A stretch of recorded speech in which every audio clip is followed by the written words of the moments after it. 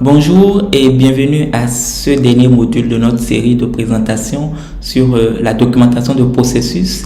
Et dans le dernier module qui était le module 3, nous avions vu l'enregistrement des données et là nous avions vu les différentes sources de données que nous pourrons avoir et nous avions vu également comment est-ce que les données peuvent être enregistrées et nous avions particulièrement pris l'exemple de l'outil de collecte des événements et nous avons présenté un peu comment est-ce que cela peut se passer. Alors ici nous allons parler de comment est-ce que ces données peuvent être analysées et rappelez-vous que nous avions déjà parlé dans ce module 3 de comment est-ce que l'analyse immédiate se fait.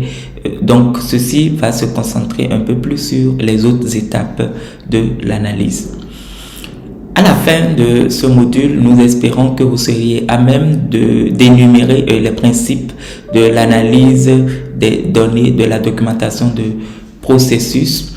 Nous estimons également que vous pourriez différencier les trois types d'analyse que nous pouvons faire avec les données de la documentation de processus et nous pensons également que vous pourriez réaliser des analyses périodiques sur une série d'événements ou de parties prenantes que vous auriez enregistrées pour en tirer des leçons pour améliorer le processus dans votre propre contexte.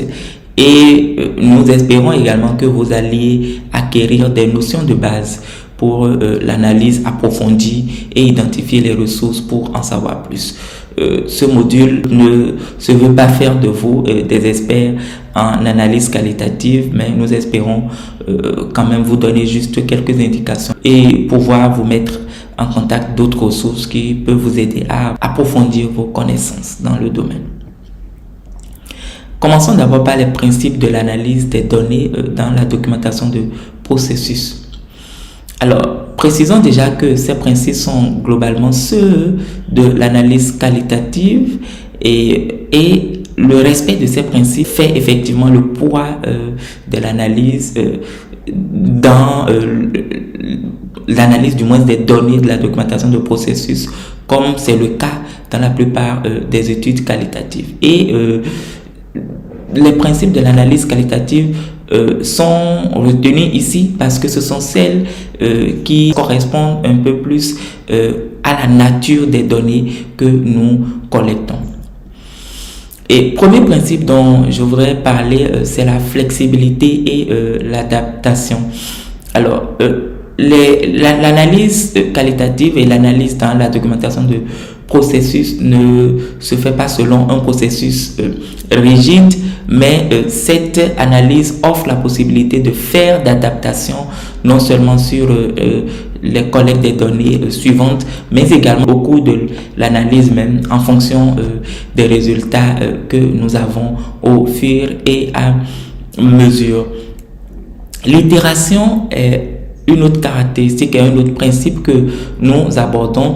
Et l'itération constitue le fait de répéter la collecte et l'analyse de façon cyclique en fonction des résultats et des questions émergentes. Et ceci permet en fait au fur et à mesure que nous avançons d'identifier de nouvelles questions et de pouvoir effectivement répondre à ces questions avec d'autres collectes et d'autres analyses en fait lors d'un autre cycle. L'accumulation est aussi ce qu'on appelle la saturation, est le fait de pouvoir collecter le maximum de données, d'informations possibles jusqu'à ce que les nouvelles données que nous avons n'apportent pas d'informations additionnelles.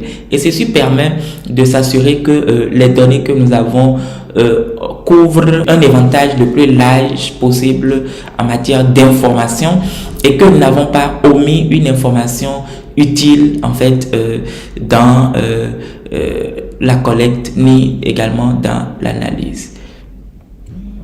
La triangulation est aussi une approche en fait qui permet d'utiliser plusieurs sources d'informations variées et de perspectives différentes en fait lors d'analyse pour assurer la rigueur de l'analyse et la validité des résultats.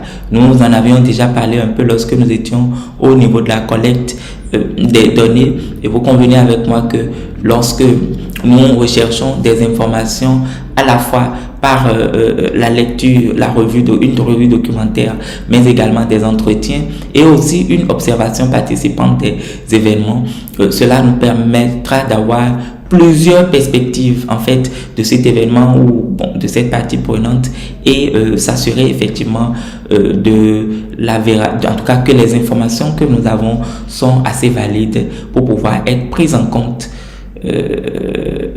et fiables en fait pour notre analyse.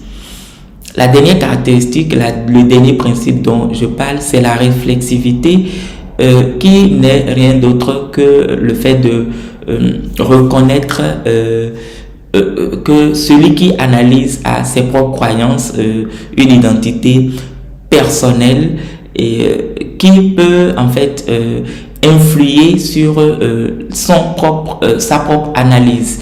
Alors, nous ne sommes presque jamais totalement neutres par rapport à un sujet et si en fait celui qui analyse n'est pas conscient de cette réflexibilité, cela crée des biais en fait dans l'analyse et ainsi dans les résultats qu'on aura à la fin. Alors donc il est important de prendre conscience de cette réflexivité et d'adopter tous les moyens possibles pour pouvoir minimiser, à défaut d'éliminer les biais en matière dans l'analyse que nous sommes en train de faire.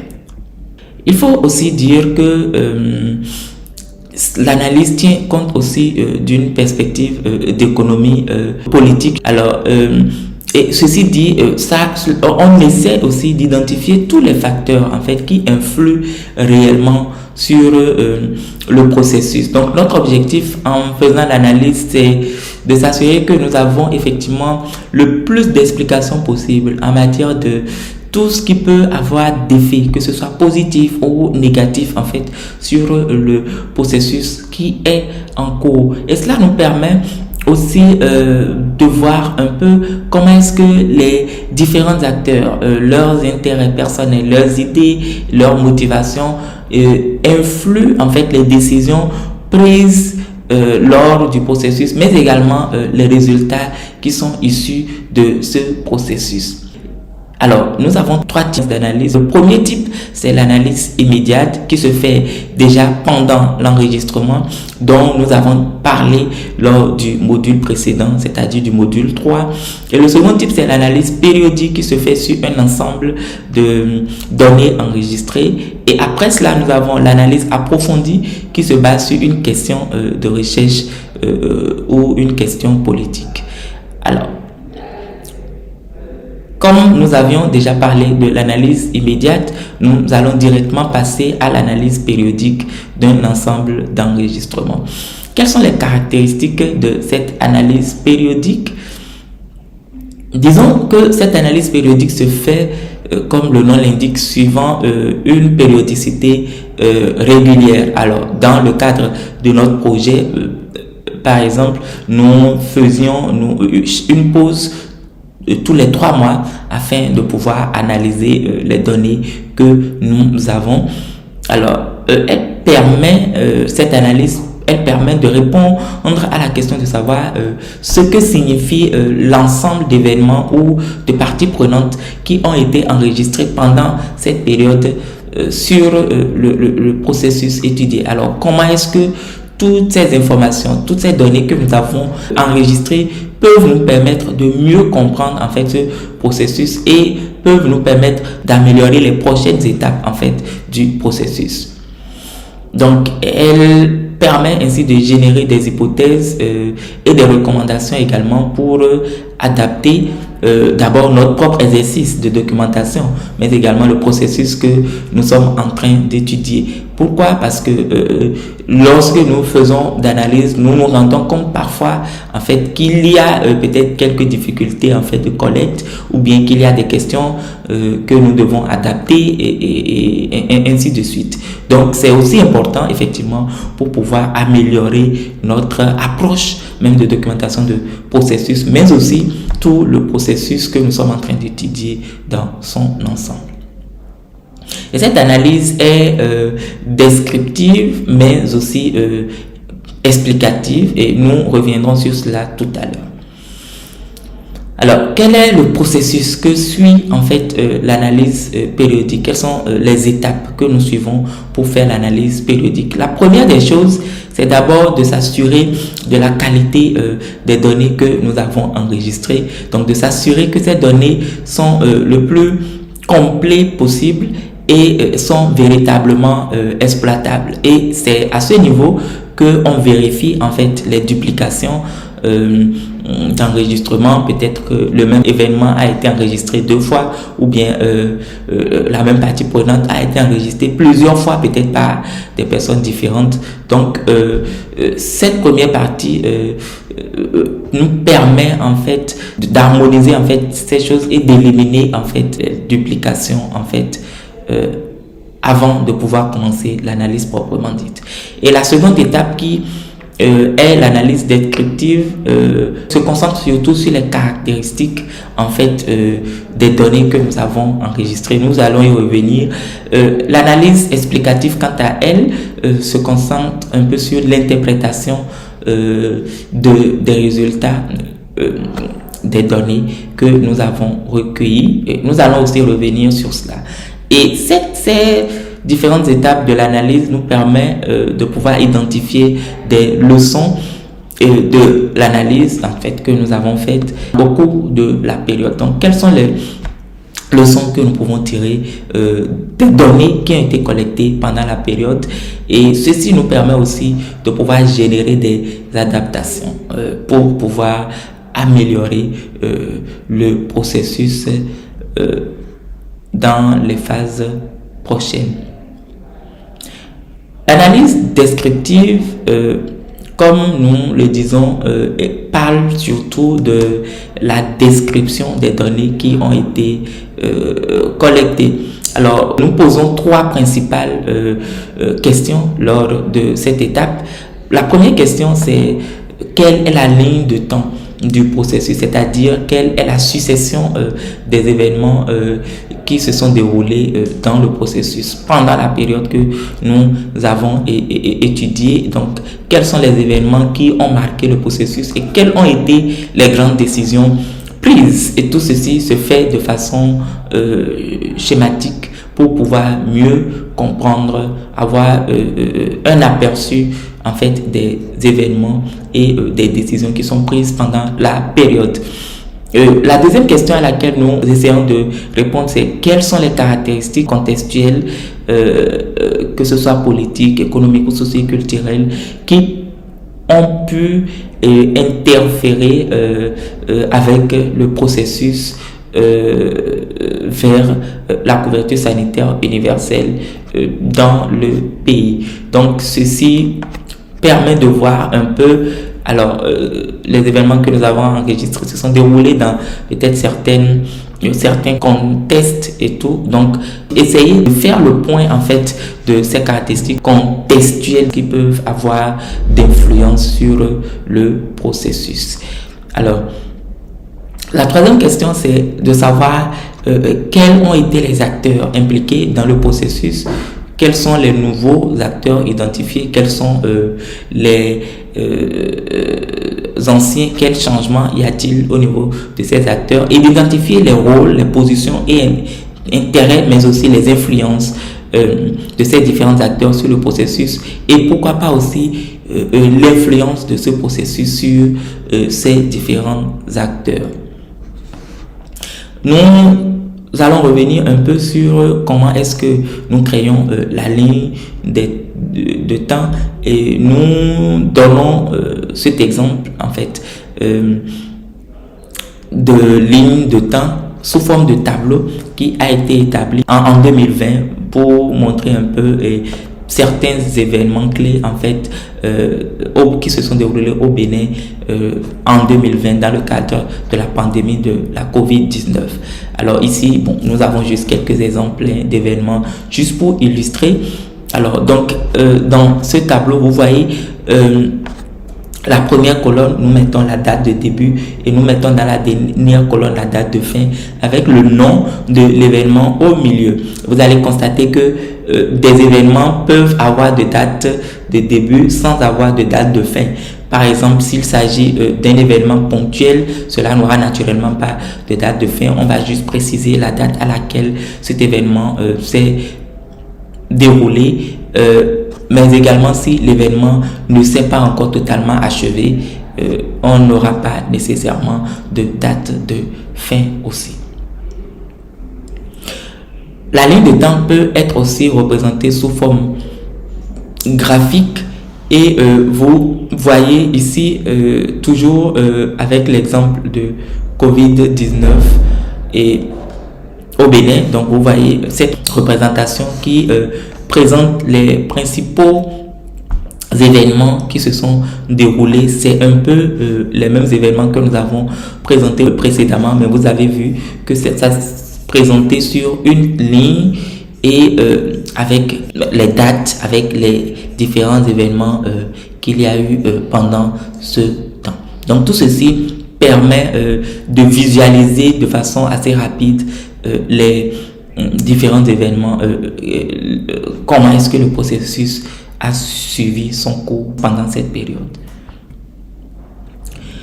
Alors, la deuxième des choses que nous voudrions présenter, sur laquelle nous voulons insister, c'est comment faire la cartographie des parties prenantes. Et cette cartographie des parties prenantes peut se faire également sous forme de tableau, mais également sous forme graphique.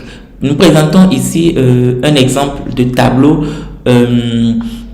qui peut regrouper en fait les différentes caractéristiques que nous cherchons sur ces parties prenantes. Et dans cette première colonne, nous présentons les parties prenantes que nous voulons enregistrer, par exemple le ministre de la Santé et par exemple une organisation de la société civile, l'agence d'assurance maladie et ainsi de suite. Alors donc au niveau de chaque partie prenante, nous essayons de voir son rôle dans le processus. Nous essayons de voir également son intérêt, et l'intérêt peut être faible, modéré, élevé ou bien même très élevé.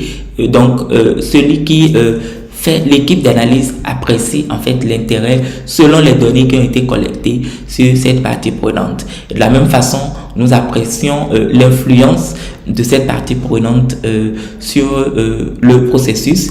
Alors cette influence peut être aussi faible, modérée ou élevée. Nous apprécions aussi la position de cette partie prenante sur du moins par rapport au processus. Est-ce que la partie prenante supporte le processus en cours ou bien est contre ce processus ou carrément n'a pas été mobilisée, ce qui fait qu'on ne saurait dire si elle est pour ou contre le processus.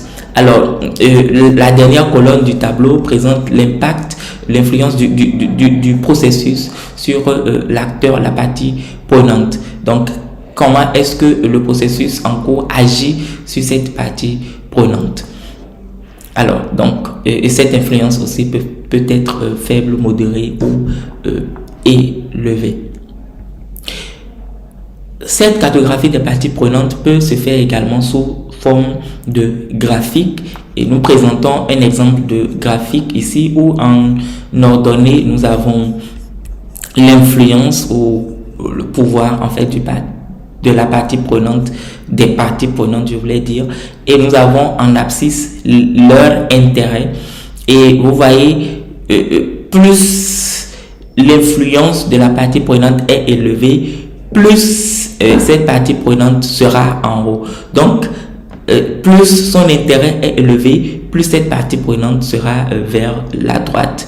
Alors donc ceci permet de classer, de ranger en fait les parties prenantes selon leur influence et leur intérêt. Et ainsi à la fin, vous voyez, nous pourrons avoir 4 cadrant en fait de parties prenantes. Nous aurons des parties prenantes qui ont une influence élevée, mais également un intérêt élevé dans le processus étudié. Et ces parties prenantes doivent être engagées étroitement. Nous prenons l'exemple du président de la République sur un processus d'assurance maladie dans un pays, quel que soit ce qu'on le dit, surtout dans nos pays africains. Le président de la République a nécessairement une forte influence sur le processus et participe d'une certaine façon aux décisions, en fait, à l'orientation, en fait, à donner à ce régime d'assurance maladie, par exemple. Et il a aussi un intérêt élevé dans ce processus, un intérêt qui est surtout politique. Alors, nous avons ici à droite et en bas les parties prenantes qui ont une influence faible mais un intérêt élevé. Lorsque nous prenons les bénéficiaires, la population pour la plupart, ils n'ont pas nécessairement une forte influence pour pouvoir changer le cours en fait du processus, mais leur intérêt est élevé parce que c'est eux qui profitent de façon directe de l'assurance maladie ou bien de la politique, ou bien du processus qui est en cours. En haut ici et à gauche, nous avons les parties prenantes qui ont une influence élevée, mais un intérêt quand même faible en fait dans ce processus. Et là, il faut maintenir en fait ces parties prenantes satisfaites. Alors, par exemple, nous pourrons avoir l'exemple d'une entreprise en fait dans le pays ou bien d'un partenaire technique ou financier qui peut influer en fait sur le processus sans pour autant avoir un intérêt direct important en fait dans ce processus. Alors en bas et à gauche, nous avons les parties prenantes qui ont une influence faible, mais aussi un intérêt assez faible dans le processus. Donc il faut juste pouvoir les surveiller. Et l'exemple que nous pouvons donner, nous avons un régime d'assurance qui cible par exemple les agents du secteur public. Par exemple, donc vous convenez avec moi, un agent du secteur privé ou bien même du secteur informel n'a pas d'influence en fait sur cette politique, ce régime d'assurance, et n'a pas aussi un intérêt direct de ce régime d'assurance.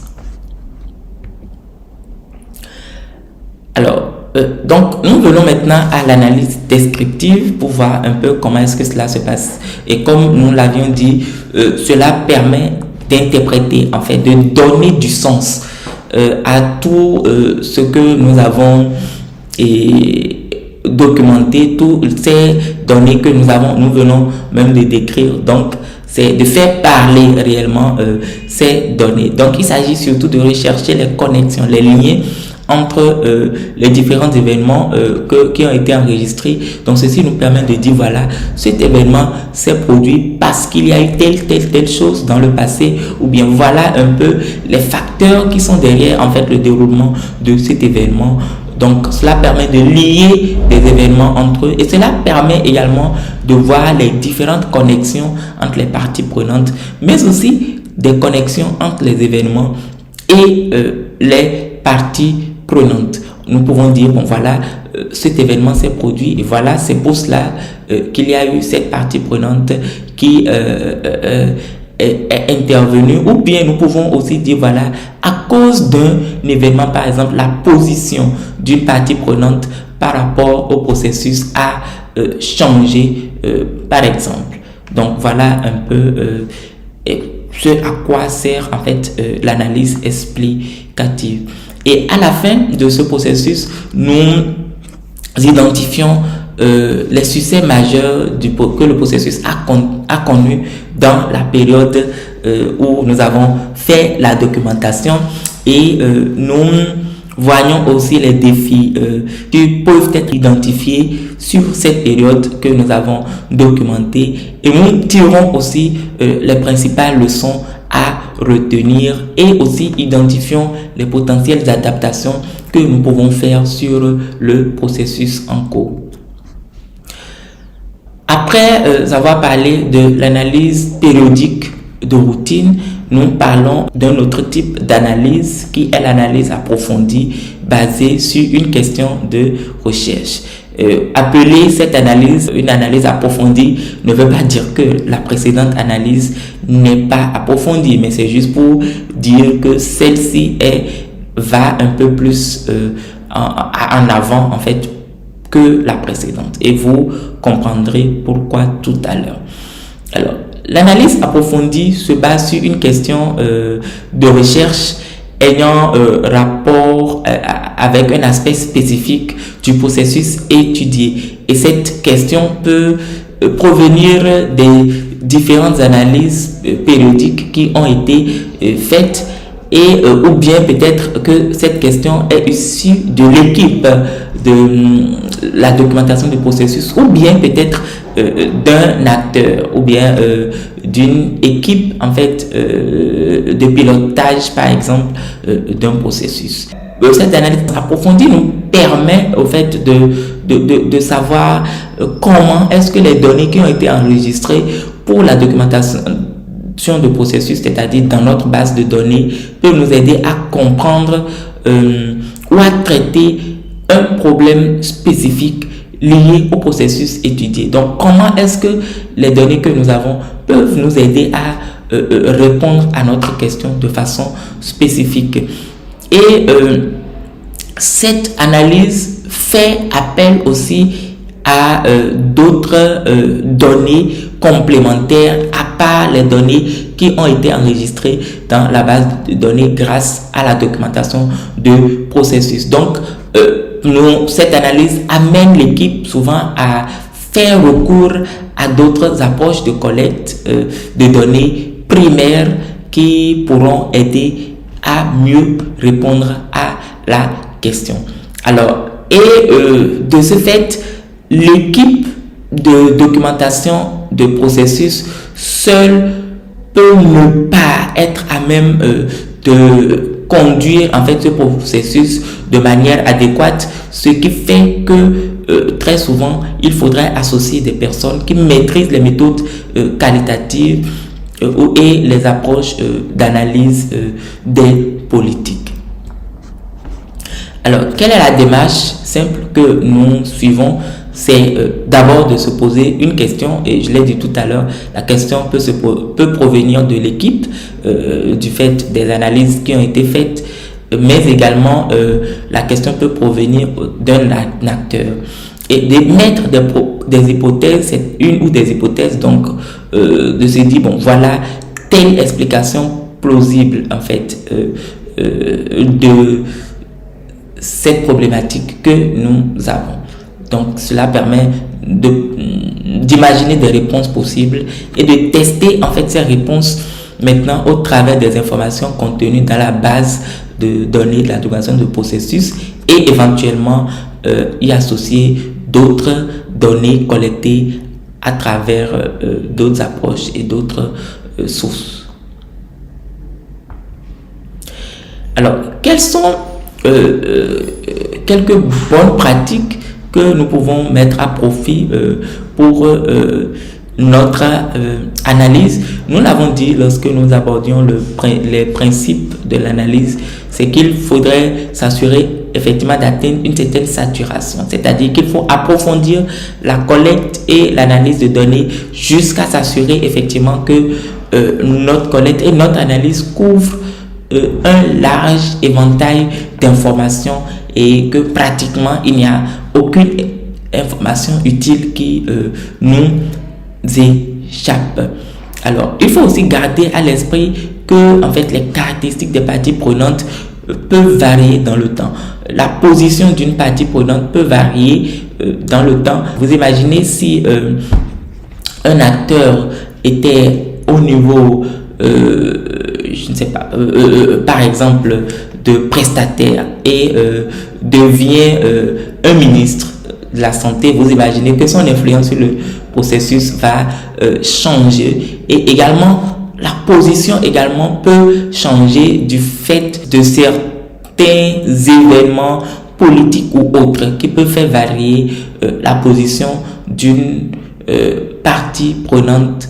Alors, je prends par exemple une organisation de la société civile qui est au départ peut-être contre le processus, ou bien qui n'est pas pour le processus et qui a émis peut-être des objections.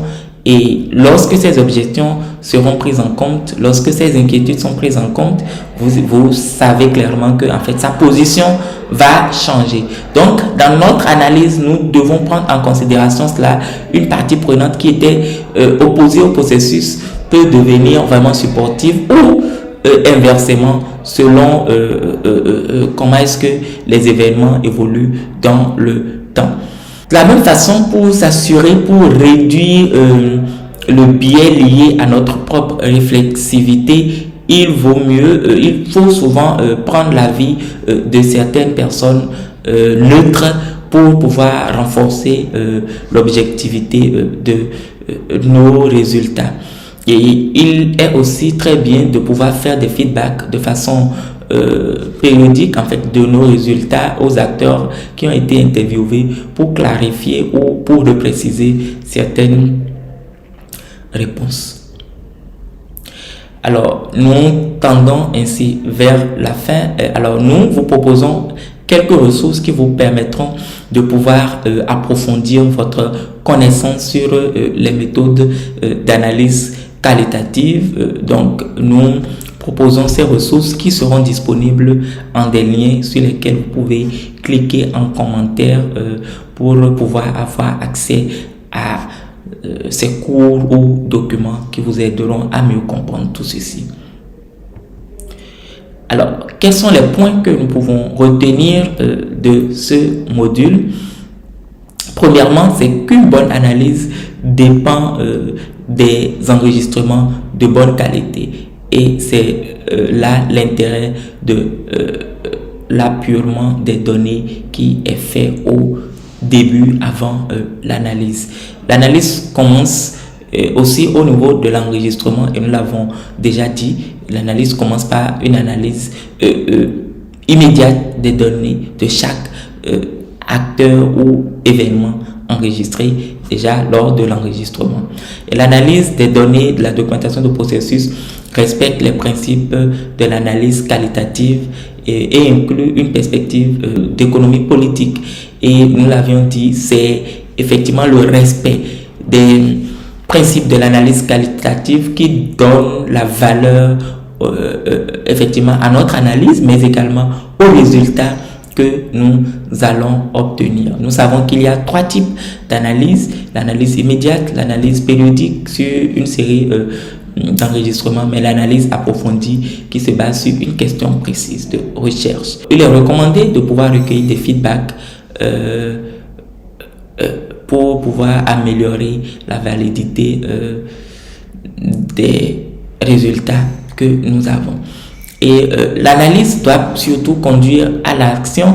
Donc, c'est effectivement la documentation de processus a vraiment un objectif d'améliorer le processus au fur et à mesure. Donc, il ne sert à rien que nous fassions la collecte, que nous enregistrions des données qui vont rester là juste dans les tiroirs. Mais il faut vraiment que cette analyse faite, les résultats qui sont issus, les recommandations qui ont été faites soient effectivement mises en application, et si possible nous devons avoir un système pour pouvoir suivre aussi l'application de ces recommandations.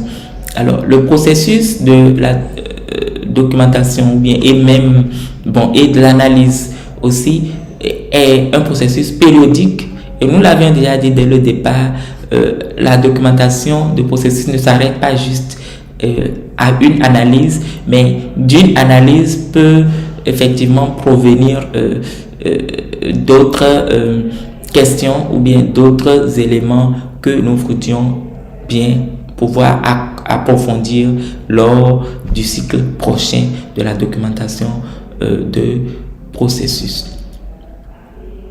Pour finir, nous vous proposons également un exercice qui sera aussi présenté dans un document qui est pourvu en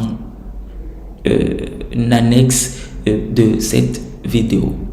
Nous sommes ainsi à la fin du 4e module de notre série de présentations et nous sommes ainsi à la fin aussi de toute la formation sur la documentation de processus.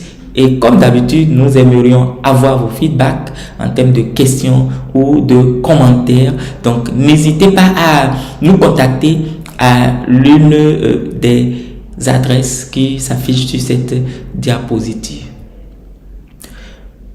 Merci pour votre attention depuis le début, la première vidéo jusqu'à maintenant, et nous espérons que toutes ces